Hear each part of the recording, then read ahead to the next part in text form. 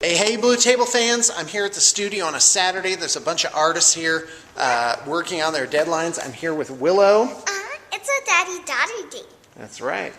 And she comes up to me this morning. She's like, Dad, I'm bored. Will you play with me? And I was like, I got to get down to the studio and get some work done. But then I'm like, hey, you can come down and be my assistant. Yeah. That is the best. Fun. And I brought a lot of fun stuff. Yeah, she did. She veritably packed the van. So in other news, of course, I've got my Drop Zone Commander game. I kind of want to do a little bit of a tactical overview here, and really look at this game, and hopefully make the part 2, the final part, a little more exciting. We have this sign up: "Do not take down." And I also, because I like to kind of liven up the place, I got these orchids for the studio. Aren't those gorgeous?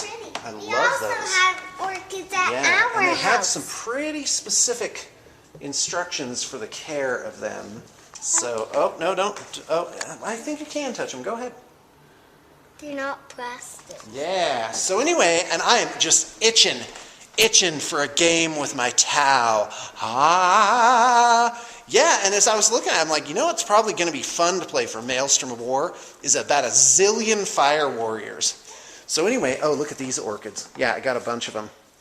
They sell them at Costco now. It's pretty awesome. Loving me Costco these days. He You like these too? Orchids. Yeah. He really likes orchids, and I love their fangs. Yeah. All right, so anyway, guys, more to come. Thanks for tuning in, and off we go. Bye. Awesome.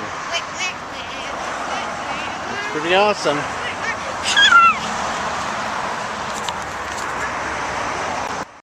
Hey, Blue Table fans. Hey, Blue Table fans. Like that? It's Saturday night. So thought I would do a ramble, more of kind of like a miscellaneous news story thing. So some of it possibly not useful. Anyway, here on a Saturday night, it's like 7:30, I guess. It's really quite beautiful. The studio's very quiet. Everyone's gone home. Artists were in here earlier. There were like 6 artists in, doing stuff to get it in under deadline. That's awesome. That makes me happy. So what's the news at BTP? Well, first off, we have a new way of checking out projects to artists. Instead of like ad hoc, like Plinko, which, by the way, worked very well for many years, but now we have so many projects, we're going to have to do this in a more concentrated manner. So anyway, so we take a week's worth of project, we're lining them up, like in bundles. And the artists come in, and it was pretty cool. It's pretty awesome to have, because we have some artists that work at home mostly, and so to get them all in, and like everybody kind of in the same place, and chit-chatting a little bit, that was really an absolute lot of fun. So that is pretty cool. In other news, we are bringing on something like 4 new artists, possibly even more. And we are powering through the projects that we have lined up. And it's very exciting. Artists love what they do here. We have the great thing about BTP is when you call, if you decide to call, the phone rings on 5 desks. And we get you to the right person and make sure that any issue that arises is taken care of.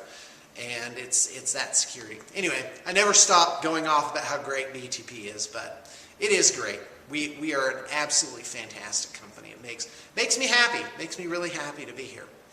So, what else? So today, I spent 4 hours getting ready to come down to the studio. It's pretty cool. For those of you that may not know, I have started actually taking care of my health. Yeah, that's new. So let's go back. I spent a couple of years in South America, and I lived in the poor sections of town. And I actually starved a little bit.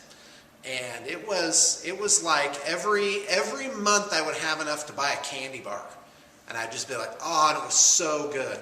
I used to love the Chilean version of Snickers bar, which is called a hobby bar. And it was so delicious to get that candy bar once a month. So when I got home, I kissed the ground of the Miami airport, kissed American soil. And by the way, don't kiss the floor in the Miami airport. You'll need penicillin after that. And so I went to the airport lounge, I bought 2 king-size Snickers, and just was like, oh, I remember just sitting there, just going, As all that sugar entered my bloodstream, I was like, awesome. So, like some kind of junkie. So, and I remember shortly after that going to a grocery store, and it was just like piles of fruit, all the shelves just packed full, and I was just like, I swear that from this day forward, I will eat as much as I want of anything I want, and no one's going to tell me otherwise. And boy, I sure did. And luckily I have an awesome metabolism, and that kind of... So anyway, for the last 13 weeks, I've actually been working out, a little home routine, probably 20 to 40 minutes a day, 6 days a week, so not bad. It's done me well, and I have won the war in my own mind, because I knew at the start if it was not fun, I wouldn't do it. And so the real battle wasn't to accomplish something, but it was rather to actually get in the habit. And I think there's an old saying, the vow that... So I'm preparing for by the way, the batteries kept dying there. So I'm preparing for a 40K, 40 kilometer run. I'm preparing for a 5K in July, and so it's only maybe 5 weeks out now, and I don't think I'm going to be running all the way through it. So that's how that goes. All right, but anyway, so this morning, exercise. Yeah, I would encourage you to take a shot at it, but be very careful. Make it something fun. For me, I really had to get rid of other people out of the equation. Like, I would draw someone in to help me with a specific item, but other than that, I would not, I kind of just locked the door and did what I was gonna do with that. And that actually helped me, because, well, the thing is, I've got kind of an ego, and I don't like people dictating over me in any matter. So not always the best, but there you go. So probably the reason why I run my own business, wouldn't give this up, this type of thing. So at BTP, we've got new artists here. We have some that are kind of, I guess you'd say, apprenticing, and then we have artists that are just amazing. Well, everyone that applies here has something amazing about them. Either they have some sort of art background, mostly professional. We get a lot of people with degrees in here, fine arts degrees. And then you have hobbyists who just kind of parachute in and they're just ready to go. They've already painted 9 armies. They know what this is about. You get them with a veteran painter. They learn all the techniques, and they are just going. So we got Paul, who you met briefly. We've got a guy trained this week named Ike. So I don't know, I don't know exactly, because we do everything in stages very carefully. And because you don't know, this is kind of a fiddly business. And by the nature of it, every project we get is new, different from anything else that we've done. And, there's nothing that's exactly the same. So it tends to kind of a disruptive nature. And the fact that we've done this well and built this company with this kind of momentum is really something amazing. So, We've got Steve. I picked up Steve from the airport last Thursday, and Thursday, was it? I can't remember. I think it was Tuesday. And he's really nice. He just kind of got it out of the gate. And then there's Amberly, who is just an absolutely amazing creative type. She is actually an expert in costuming, has a degree in fine arts, and she does sculpting, like traditional, like with Sculpey, not traditional sculpting, but so extremely creative and very promising in this genre, the wargaming genre. So, what else? So that's 4. We have another 1 or 2 trials. No, in fact, we have 2 or more trials still coming up with new people, and nothing but stuff to be excited about with that. It is really, really, really some good stuff. Makes me happy inside. All right, so what else with BTP?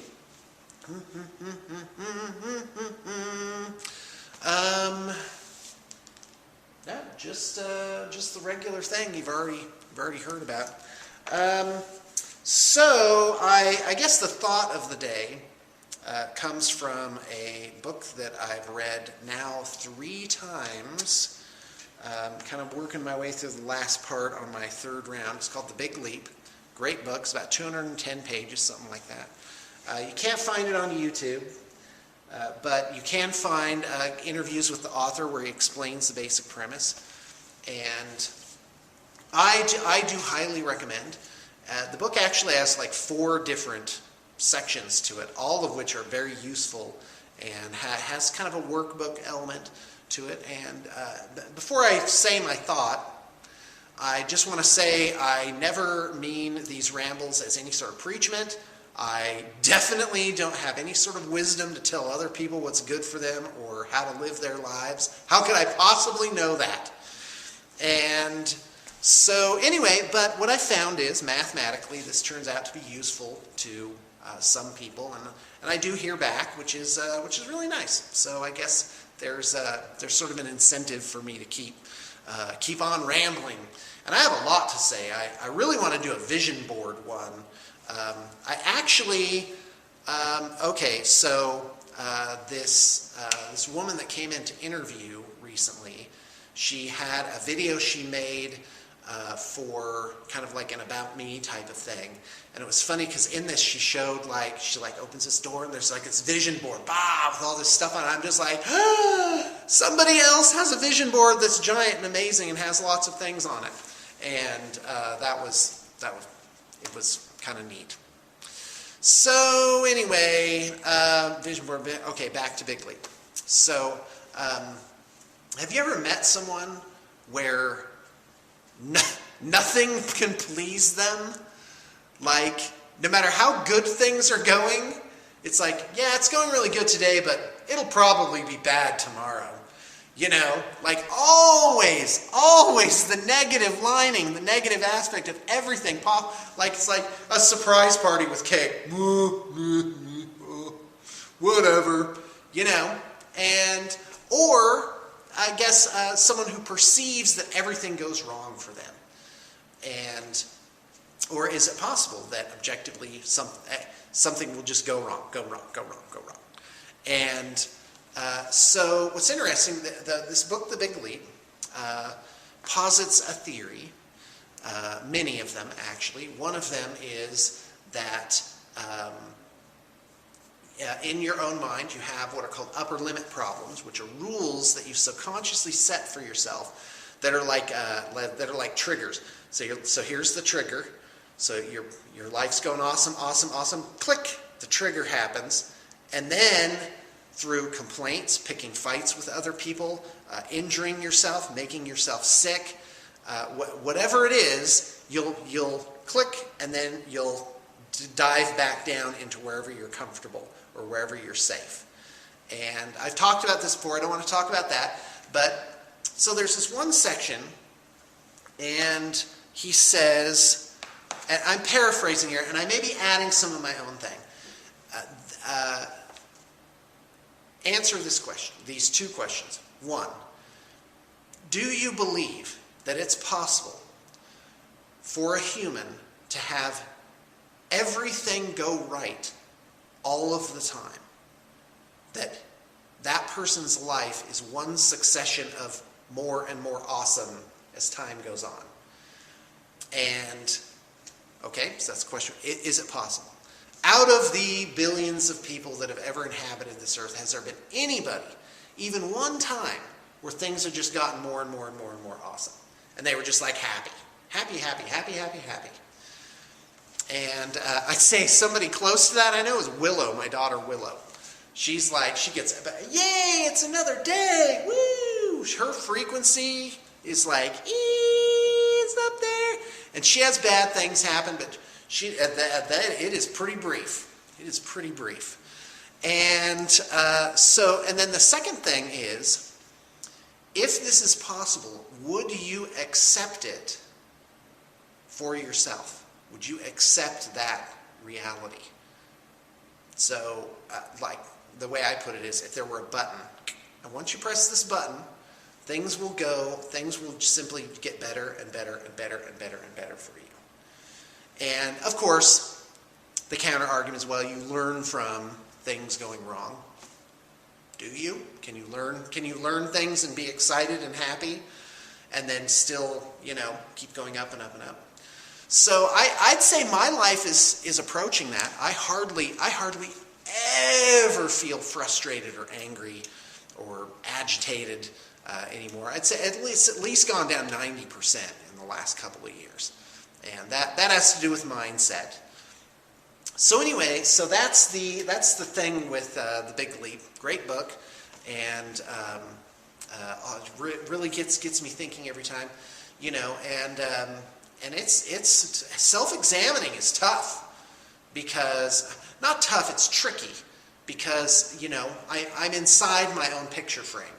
So what is going on? Things that may be obvious to other people may not be obvious to me. For example, when I started doing a lot of YouTube videos, I noticed things like I would fidget with my nose, and I still go like this, because sometimes I talk a long time, I get like little frothy specks. Disgusting. So, and I say a lot. I'm really working on that one. Not making it a fight, though. Just relaxing. Just relaxing and floating to the surface. So that is, I guess, a thought for the day. Is it possible for things? And would you accept it? Would you be okay with that? And when I've asked that, people really have to think about it. You think it'd be, well, yeah, I'd love it if things went more and more awesome. But everyone I've asked that has been like, well, I don't know if I would accept that. I'm like, are you kidding me? I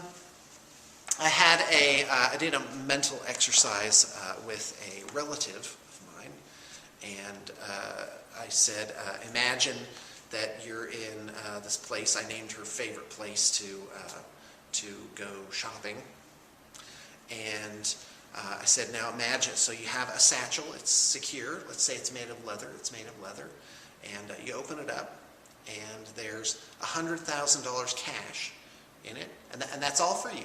It belongs to you. It's free and clear. There's no strings. Nobody's looking for it. And so if you imagined that, the satchel of cash, and immediately something popped into your head, like, is it drug money? Did I steal it? Is it fraudulently gained? So there's that mindset trying to knock it down. Instead of saying, oh, hey, that's awesome. Let's do that. So you open it up. How do you feel? How do you feel in this moment that you're looking at that? And she said, I feel scared and unworthy. And I was like, wow, okay. And that would be a little scary to walk around with that much money. But in my example, it's secure. There's no way in this hypothetical universe, everything's safe. Everything's going to work out. That's just for you. And, well, I would just give it away. Okay, well, That's one thing, I guess. Okay, now poof, there's another. You know, is there a point in time where you'd say, okay, I'm going to eat some of this myself. I'm going to just enjoy this. I'm going to allow myself to have some kind of satisfaction. Of course, giving is, and I'm not knocking giving is a great satisfaction. But what if, you know, what if that came to an end and now it was time for you? Would you allow yourself to feel good and to receive something? Receiving can be difficult. Yeah, you'd think it would be easy, but well, there's those little switches. Click. Nope. You need to be down here. Click. Nope. That you don't outshine your sister. You know, whatever it is. That's not mine, by the way. So yeah. How would you feel with that? Would you allow good things? I use the example of money. Money's pretty magical because it's this raw chaos stuff that can be converted into other things. It can be converted into experiences. It can be converted into, you know, switching your setting drastically. You know, you can move someplace else, for example. And of course, naturally, material goods. But, you know, those things can come directly too, which is something I've experimented with. You know, can you just find those things? Can you barter for something? Can you, you know, it's funny, with my two sons, and they're the ones that are actually interested in money nowadays. They age 9 and 12, and they say, you know, Dad, can I have some money? And I said, well, you can get money through luck, cheating. You can steal it. I strongly discourage that, but you know, they at least that exists. You know, but the two principal ones, this is usually the ones I present to them. I go, would you like to get your money through work or gift? And what's interesting is one of them will say work, would actually prefer to do something and have a sense of satisfaction. Because then I'm like, well, then you get two things. You get a feeling of satisfaction, and you also get the money itself.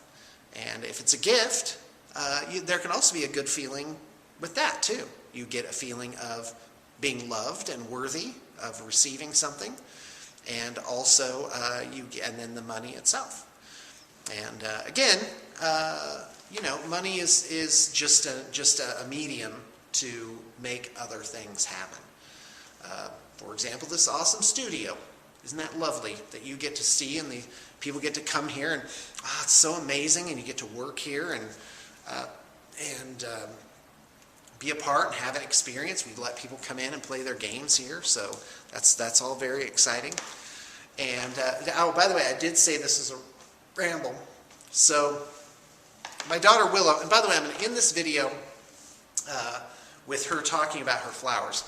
So last night, I find out that my lovely wife is, she is, you know, working all day to clean the house. And that house desperately needs it, I might add. And by the way, as a side note, in my household, I actually take care of my own stuff. I don't leave messes, put my laundry on the floor. I make sure it all gets through kind of on a separate track. And I don't know, some people would think that's awesome. And so anyway, so I'm like, you know what, I'm going to do something special for her. So I got Indian food, I bought the Underworld trilogy, and you know, watching that movie last night, it was there's a lot of screaming and gunfire in those movies. And so anyway, because I started kind of drifting off, and it was you really can't sleep through Underworld, any of those movies. So anyway, so I got Underworld because she kept talking about how she wanted to watch that, and that's the only scary stuff that she likes. She likes vampire stuff. So I got her Indian Takeout, the Underworld trilogy. I went by a whatever it is, I can say it. It was an Italian place, and got a dessert, a pastry dessert, you know, something that she would love. And I got 2 bunches of flowers. The story's going somewhere, by the way. I got 2 bunches of flowers, and because one didn't seem good enough for my lovely wife. And so I bring all that and I set it up and the whole thing, and so we had really a lovely evening. So anyway, I'm getting the flowers ready, and Willow comes up. She's like, "Did you get me something?"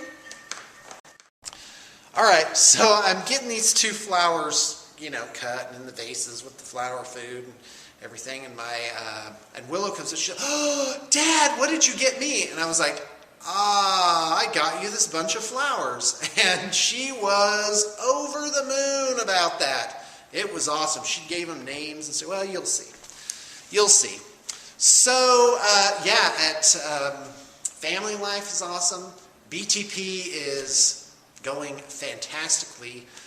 Really, I got to tell you, the huge news is bringing on these new artists, and already we are just like, we are taking care of business. And what's wonderful, I love the artist marketplace idea, excuse me, because you really get that discussion going, because I want a client's project to be done by somebody who's enthusiastic about it. And that's why matching it up to the right artist is really a big deal. And I think an advantage that we have going on here is because, you know, when we take your commission, there's 100% chance that somebody is going to be excited about your models. And we just produce so many great armies here. It makes me happy. We're actually going to be, by the end of this year, we'll be easily creeping up past 8,000 projects. Yeah, it's pretty awesome. All right, so Guy, what else? What else do I want to talk about? Oh, we got new camera equipment. That's awesome. HD stuff. And, you know, I've never been awesome with that, and I've kind of, I don't know what it is. It's just, you know, I just keep putting my stuff up, and people seem to like it. So, Guy, what else? Oh, I've got a 40K bat rep with Josh later this week. It's going to be Tau versus Nids. And that is going to be very challenging because I know he has a lot of Carnifexes. So my whole devilfish strategy may just completely blow up. But, you know, I don't know. I think with Tau maneuverability, and we're talking Maelstrom of War, with all those objectives kind of roughly in the middle of, oh, by the way, I have a magenta Sharpie. Isn't that nice? ADHD moment. With all those objectives in the middle of the board, you actually got to get your guys to the middle of the board. And that is a nightmare for shooty armies, man. I don't even know what to do about that. But, oh, and I'm looking at Tyranids, and I'm just like, because I've always wanted to do a Tyranid warrior army. And I got to tell you, it's probably still a really bad idea. Because I'm looking at it, I'm like, oh, 30 points. 30 points for these, what is it, 3 wound? Hold on, let me just go get it up. 30 points for these, I think it is 3 wound models, but Guy, they can just get ganked by that strength 8 stuff, you know. And I'm looking at it and I'm like, orc boys, because again, I'm always thinking about Rich, how I'm going to deal with him. Yeah, wounds 3. So you've got 90 points of orcs can buy 15 orc boys, who on the charge get 60 attacks, of which 30 hit, 15 wound, 7.5 wounds. But the same amount of warriors only get 9 attacks. Oh, but they're at strength 4. Yippity-doo! Terrible! Why am I even thinking about this idea? Tyranid warriors are the worst. What the heck? Oh my gosh. Yeah, if they made them 20 points, then I think they'd be good. But yeah, the 7.5 wounds. I mean, that's with a power claw, and of course then the points are different. But that's basically, those orc boys are just going to wipe the squad out off the face of the map, and you might kill 4 boys, you know. Ugh.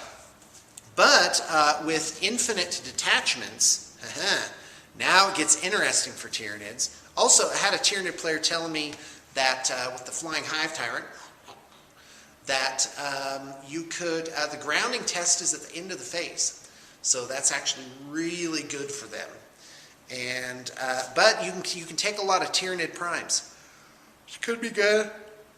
I thought it might be good for the warriors and stuff, but no, just plain old troops are gonna take care of your Tyranid warriors. You've had like 5 chances, Tyranid Codex writer people, to make the warriors awesome, and you didn't. You haven't done anything with them. It just gets my goat, because those models are cool. It really bothers me. So, but, you're talking about bringing scissors to a rock fight, Maybe that's just not the right way to run them, as your frontline troops. But boy, I sure would love to. It's Tyranid primes with termagants. That's where things can get pretty ridiculously awesome. Or just 8 Tyranid primes in a group. I don't know. That's all right. That was dumb. Anyway, just a thought I had about that today. But I'm really going with the Tyranids. In fact, I downloaded from D4chan. I downloaded like 50 pages. I think I've told you guys this. I'm repeating myself. So, Parade of Homes is going. That's where home builders, put out their finest. And then there's this, I guess it's a private institution, it must be. They put out brochures, and real estate agents give you tickets. So you get to see all these awesome homes. These kind of like, what are they called, like specialty homes, that are like done to either a high standard or they have something unusual about them. And it's really super. It's my favorite time of year. Love to go see those homes. And also watching the series Sherlock Holmes again. But I've got to be careful what goes into my mind because, as you guys know, I believe that the human mind is an interface with this whole thing, the Matrix, or whatever. So, let's see here. Yeah, I got that. So I got Hordes against Roberto. I got 40K against Josh. That's Friday. I'm going to try and get in a game before then. I got to tell you, my life is so full. I mean, it's awesome. I love it. And, and my 12, for those that follow me on Facebook. And by the way, you are welcome to look up Shawn Gately, SHAWN, GATELY. Look me up on Facebook. You can be my friend. And so my 12-year-old son is ran his first D&D game today. He's DMing it. So he came down. Oh, and he's got it made in the shade for D&D stuff, because his father has all sorts of figurines and gaming tiles and dice, tons of dice, loads of modules and rule books. It's awesome. Couldn't be prouder of those 2 boys. Totally stoked. Life is pretty good. Life is really awesome. So, I think I ran out of steam, guys. So thanks for tuning in. Thanks for being a part of the great Blue Table Painting adventure.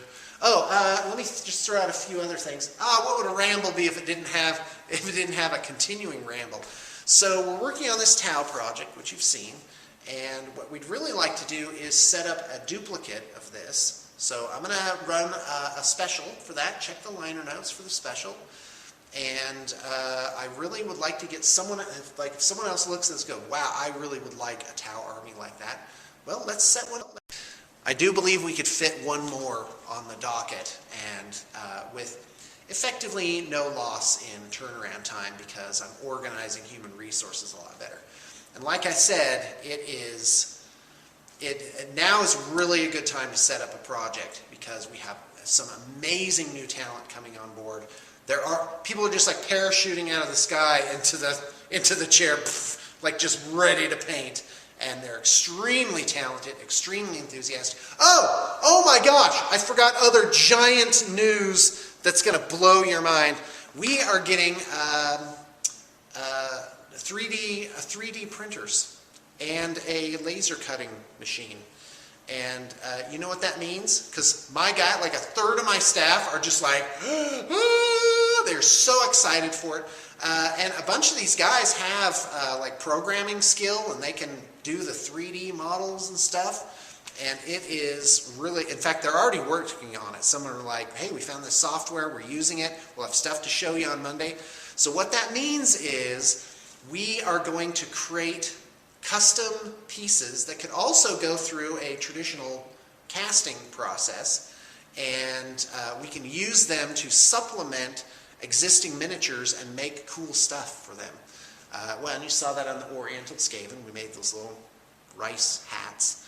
And so that is monumental for this company, because it will give us yet another thing that makes us awesome. And and you know what? I may as well throw this out there too. In 2008, I was thinking to myself, I was like, you know what? Batteries died again. Just like plowing through these batteries. So yeah, if I wasn't long for this world, what would be my pièce de résistance for an army? Like, what would be the ultimate themed army? And so, of course, it would be Eldar. And with these 3D machines, I thought, I could do this army that I thought of, and it's hard to describe because it's very conceptual. So imagine creating like resin or plastic additions to Eldar that would make the vehicles like more organic and swept back. So, you know, like they'd have those fins kind of coming up off the back, those veins like on the Wraith Lord. But on the vehicles, they'd just be like really swept back. And then, for example, with the Wraith Guard, you know, create these really ornate helmets that were like really hyper extended. And same thing for the weapons, you know, make these really sort of, what's what I'm looking for, like hyper elven type of things, and incorporate like, you know, floating spheres in them. And so this gets better. So the color that's going to be incorporated on this army, and of course it would be bluish, greenish tones. In fact, I thought of like having like a very, very distinct underwater feel to it. In fact, the Oceanic Eldar were kind of my, you know, basic sort of prototype for that, I guess. Of course, without all this awesome stuff that I had no way of really doing at the time. But incorporate the color clear. So in the areas where there were veins, it actually will be made out of a clear resin. And so they look like they're fading in from invisibility into actual reality.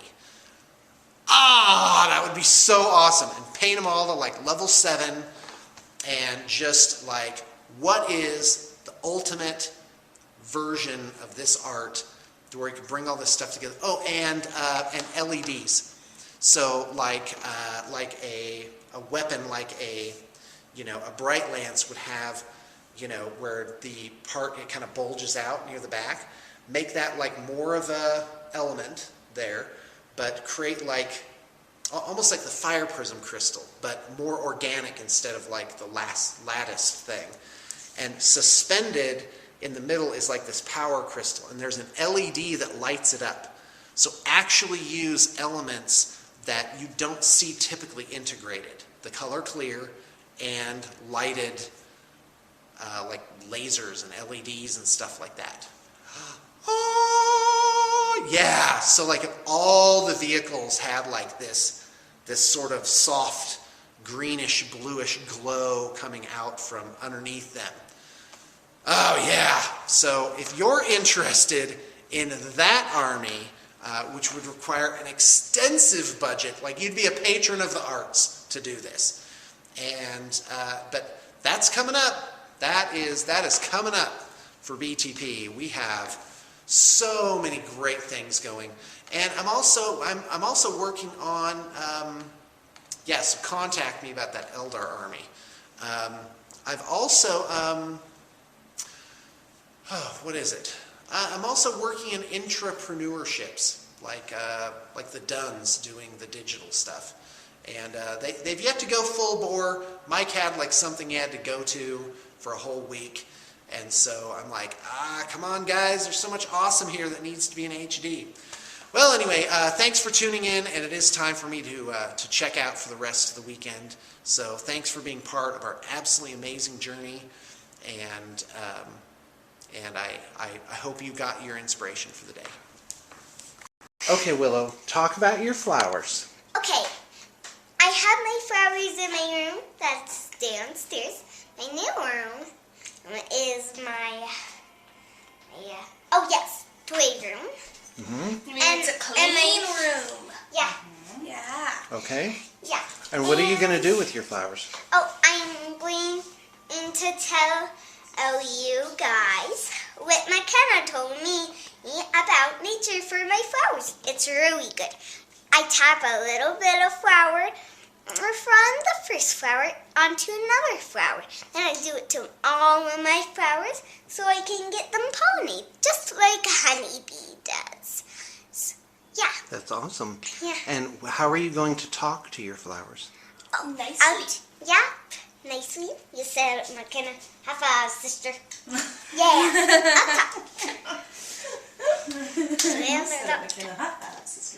Okay, can we go see your flowers? Yeah, come on. Okay, come on. Okay, so we're in Willow's room now. Yeah. Oh, those flowers are so pretty. Who got those for you? Daddy, you. That's you. Yep. And in the morning, I'm going to name all of them. You're going to name all of them? Yeah. Maybe I'll name them today. This one will be Rosie, Rosalina, and Rosie 2. Okay. And do you know what the different types of flowers are in here? Yeah, I have 3 roses. I don't know the rest. Oh, I okay. do have one next one. And those are your favorite, huh? Yeah, because I love the nets. Well, So what else about your flowers? Well, I don't know much about nature, but McKenna knows all. Well, now I have my flowers in my room. I have to do my flower behavior. Okay, go ahead. What's your flower behavior? I won't mess with them. Okay. And I won't bother them too much at night. And, and I'll take good care of them. Like, pet them gently on their petals, like this. That's my hand right there. Yep. Okay, well, So- that's really cute. Yeah. Do you have any last things to say? Yeah, well, thank you for seeing my flowers. And in the morning I'll name them. I'm just naming all my roses. Right? And bye. Okay. Have a bye. nice day. Have a nice day, little friends. These are my little friends. Bye. I said that because flowers are living things. Yeah. Every person knows that in the world. So they